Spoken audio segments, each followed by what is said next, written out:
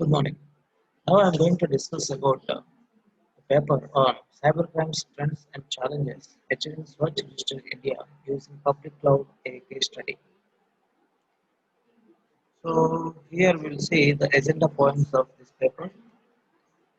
So agenda points are motivation, introduction, motivation, proposed PGF, questions that arose, 7 pivotal points of problem for research, big data crime analytics, conclusions, and references.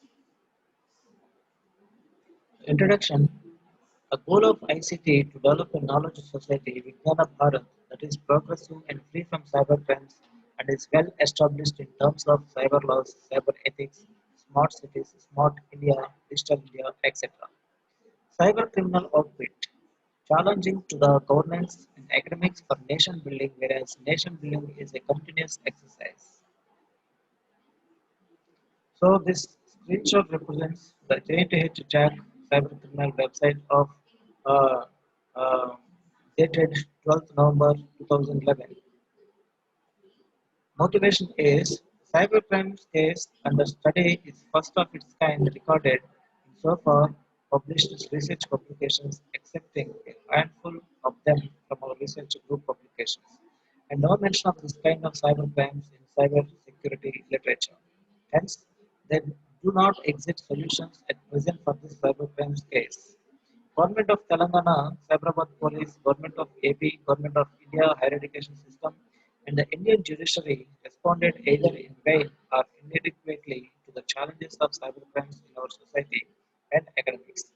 A need for ever is an innovative forum. Proposed PCF, a People's Educational Governance Policy Research Forum with URL change http slash double slash sites.google.com slash site slash Chandrasekharaya People's Governance Forum webpage. This PDF is the result of the trends and challenges experienced through the case study of cybercrimes in the Indian higher education scenario in the last several years.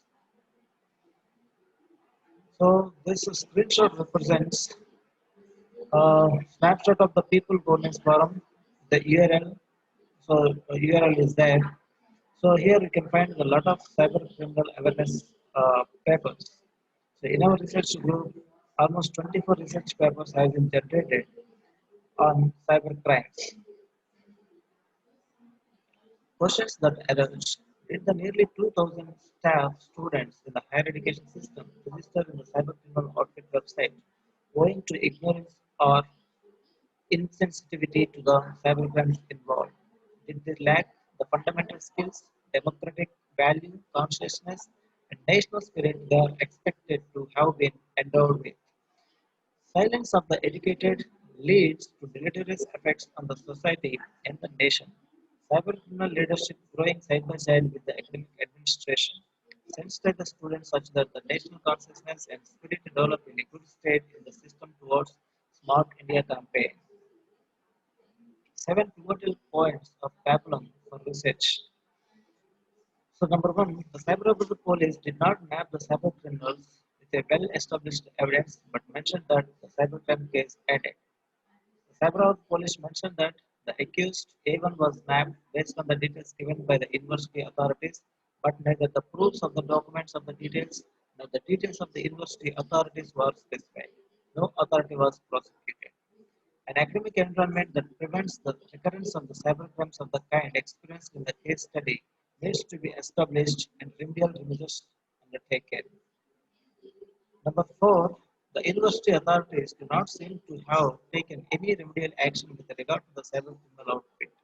The academic exercises do not tend to sufficiently mold the students as usual citizens of the nation and society. The case between the KPHBPS, Government of AP, and the accused one was prosecuted in the court at Miapur, Telangana, and the judgment proceedings were issued in 2016 mentioning both the parties.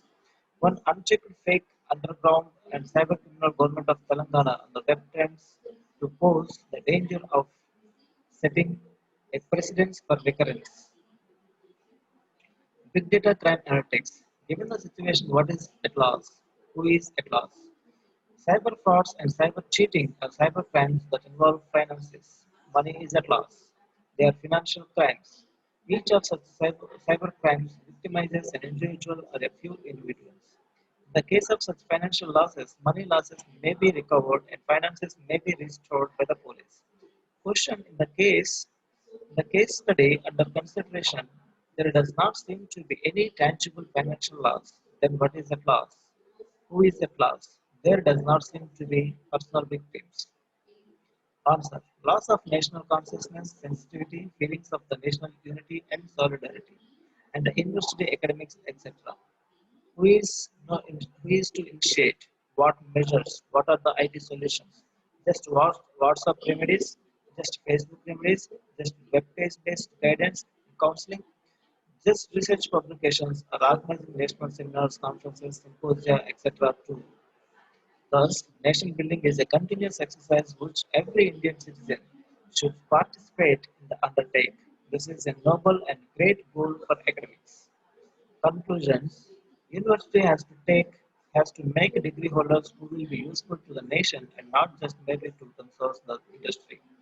Quality of national life is at loss when the cybercriminal academic environment is unchecked, or even when the deleterious effects of such crimes are not offset by undertaking remedial steps. Smart cities, free from cybercriminal academics environment in the cities, universities. True nation building is a continuous exercise and involves setting up remedial machinery to dismantle the network of cybercrimes in the cities and throughout the length and breadth of the nation. Possibly only by the people's participation for the exercise of nation building. PZF serves as a community missionary for positive quality of national life. So these are the references we have used.